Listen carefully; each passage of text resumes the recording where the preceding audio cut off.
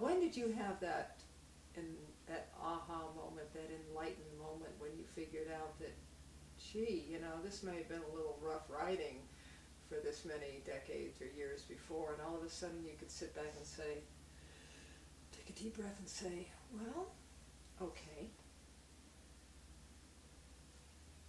And then be able to do this. I'm not there yet. Oh, come on. I'm not. Catherine, you have had to have had that moment. You have no idea how hand-to-mouth this business really is.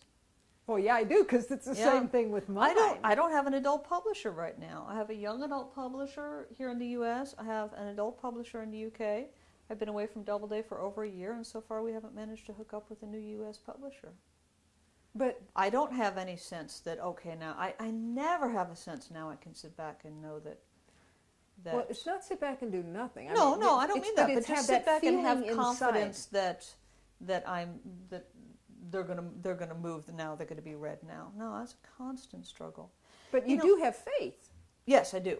So yes, I believe that they will, because that's how I approach life. But right. I don't have any sense that that's been given to me as a kind of just a sense that I can rest on. Well, no, did I mean that? I don't think I meant that. Maybe maybe you just meant sort of the sense when that does I the was faith, on the right track. Yes, that you're on the right track, that the faith has brought you to this point, and you can say,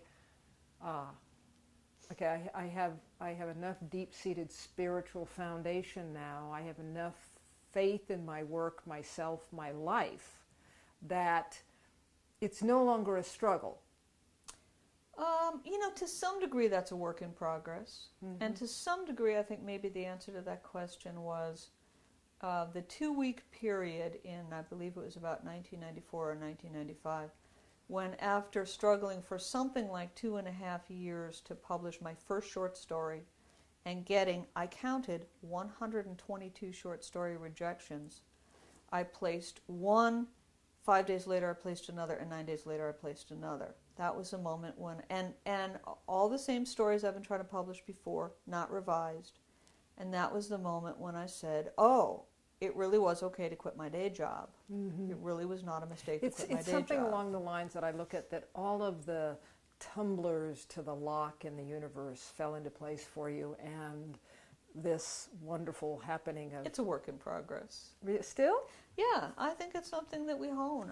I think ideally I would work a little bit every day on making sure that things are falling together and running smoothly. And in a spiritual sense of myself, I have times when I have less faith in my ability to continue to...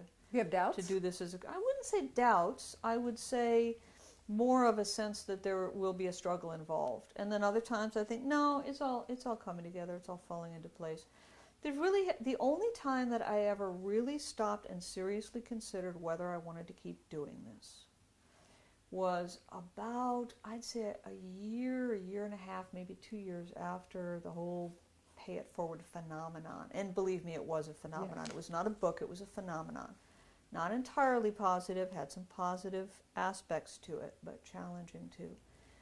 And I remember I was in New York, and I was walking in Central Park. It was cold, it was in the winter, and I realized that I didn't like what I was doing anymore.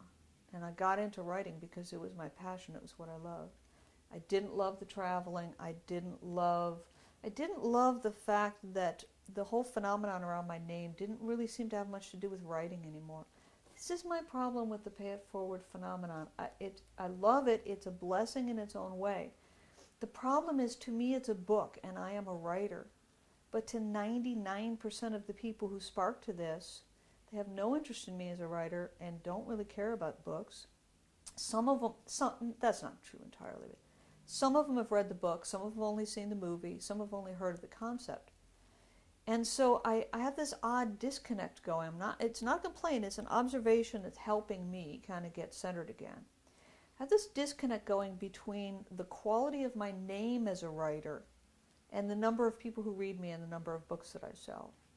For example, I'll have an editor who will ask me for a blurb for some upcoming book, because if I put my name on it, that she really believes that'll help it sell. one of these people I knew, and I said, I'm not with Doubleday anymore. And she agreed to take a look at The Man Who Found You in the Woods. Couldn't get her publisher to pick it up. It's a It was great little bit book. little literary maybe for their taste. Little in today's really horrible fiction market, a little bit of a sense of being kind of quiet and literary instead of that big kind of bestseller thing. So here, this is what I mean by the disconnect. This person who wants my name to sell one of her other books better can't get her company to buy and put out one of my books. So the problem with the whole pay it forward thing is I keep waiting for it to translate into people being interested in my other books. It's almost 10 years later and it hasn't. So at this point I just have to accept that for what it is. I have no choice. It's accepted for what it is. It's a book that people took a thread out of and they sparked to that, not so much, and again, not universally true, but to a great deal true. And what I finally realized is I have to stop waiting for other people to pay attention to my newer titles. I have to take my attention off Pay It Forward and start paying attention to my newer titles.